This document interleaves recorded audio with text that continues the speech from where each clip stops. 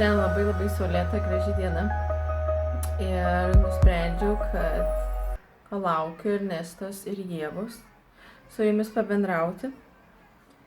Ir įdomią labai temą. Ir įdomią todėl, kad daugelis klausė, jau neklausė, bet sveikina mane su sugrįžimu vėl prie kūno kalbos. Tai yra tema, kurią taip mylėjau ir puoselėjau iki įstojant į doktorantūrą, bet po to man pasakė, kad mano tema yra nedisertabili ir labai nuliūdusi, aš tiesiog gal ją pamiršau. Ir po 2 metų į mano gyvenimą atėjo dėkingumo tema, dėl kurios mes šiandien, apie kurią mes šiandien labai daug šnekam ir aš labai ją propaguoju ir labai skatinu tą temą kalbėti, dar labiau elgtis su dėkingumu ir su atvira širdim ir vertinti tai, ką mes turim, nes tai yra svarbiausia mūsų gyvenime, yra tėvai, šeima, draugai, nes be santykių mes iš tikrųjų esame niekas ir dėl to taip yra svarbu palaikyti tos santykius. Tačiau grįžtant prie kūno kalbos, kodėl jinai man tokia yra svarbi, iš tikrųjų tai man yra labai įdomu stebėti, kaip žmonės elgiasi, kaip jie mąsto ir dažniausiai kaip jie nuslėpia savo mintis. Nuslėpia, bet kūnas tai, ką iš tikrųjų išduoda. Ir jeigu tu ir norėtum pameluoti kažką, tiksliau pameluoji žodžiais, tai žinok, visada tavo kūnas tą išduos. Tik aišku, ne visi tai pastebi. Tačiau yra gera žinia ta, kad mes turime tokį dalyką, ypatingai moterys, kaip intuicija. Iš tikrųjų, tai intuicija yra pasąmoningas žinojimas, kad kažkas yra ne taip. Arba taip. Ir iš tikrųjų, manau, kad labiausiai, kodėl aš grįžtu prie to, nes man gyvenime neseniai nutiko toks atvejis, kaip, žiūrėkit, ką aš turiu. Eilę.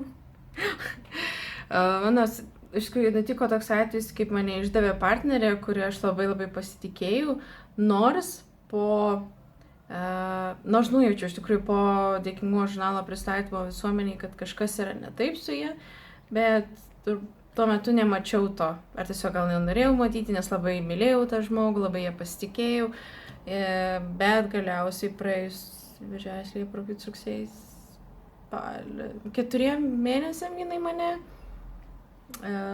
tiesiog pavedė ir išdavė ir pasidarė kopiją to pačio produkto, kokią aš išleidau.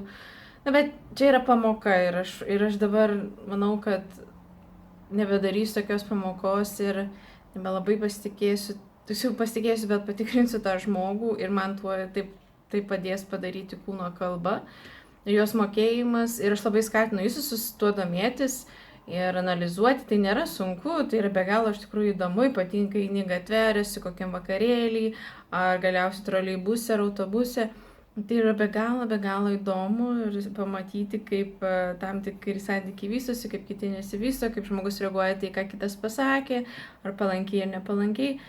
Todėl aš labai visiems linkiu gerų draugysčių, atvirumo, nemeluoti, būti atvirai su savimi ir su kitais, nes tik tai yra, manau, kad santykių pagrindas, o santykiai yra mūsų gyvenime labai svarbus, nes mes esame socialinės būtybės, kuriems reikia bendrauti, kuriems reikia būti tam tikrose grupėse, dėl to mes ir būrėmės tam tikrus būrelius. Todėl būkite atviri su savimi ir su kitais ir tuomet, manau, nebus nei pykčių, bus tik gražios draugystės ir dėkingumas tiesiog sklis iš jūsų širdies. Todėl būkite geri savo, vertinkit save, vertinkit kitus ir pamatysit, kad bus gražus jūsų gyvenimas. Ačiū jums labai, kad žiūrėjot. Aš jums linkiu daug meilės, daug dėkingumo ir mes kartu su Neila einame laukti draugų. Ate!